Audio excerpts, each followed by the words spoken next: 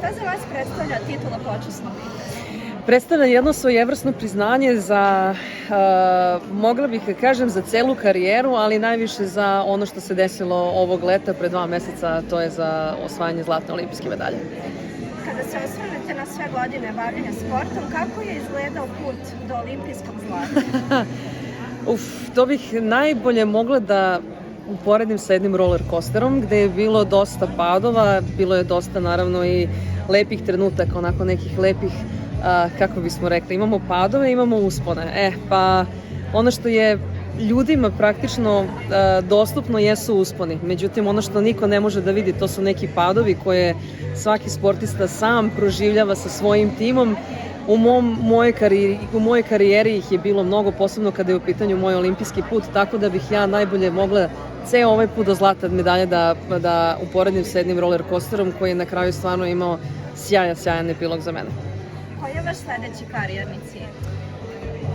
To je jedno od, mislim, najtežih pitanja sad. Mislim da je karijerni cilj svakog sportiste koji je prošao kroz olimpijske igre i praktično ispunio sve neke svoje sportske i profesionalne želje da stane, da se rehabilituje malo, da se oporavi od olimpijskih igara i razmisli šta dalje. Ja u ovom trenutku još uvek radim na tom procesu oporavka, počela sam da treniram malo, ali još uvek sam u procesu oporavka, pa ćemo videti šta će da se desi dalje.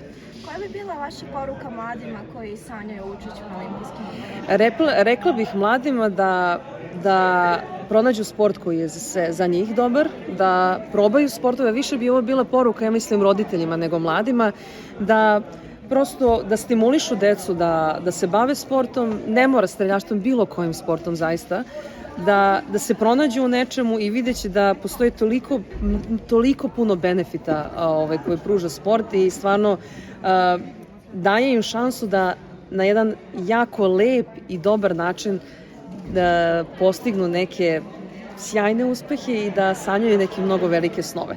Ja 37 godina imam, 23 godine sam u sportu, 14 godina sam sanjala u ovom trenutku i veruj mi da ni u jednom trenutku nisam prestala da sanjam i to je jedna olimpijske igre, odnosno zlato na olimpijskim igrama mi je dalo motivaciju kao ništa do sada u mom životu i stvarno svakome želim da pronađe nešto u svom životu što ga motiviše koliko je mene motivisala borba i mogućnost osvajanja olimpijske medalje. I za kraj, pošto se titula počasnog viteza dodeljuje na Ljubičanskim konjičkim igrama, da li ste vi nekad prisustvovali toj manifestaciji? Nisam, nažalost. Kao dete sam uz svoju osnovnu školu sam bila u Ergeli.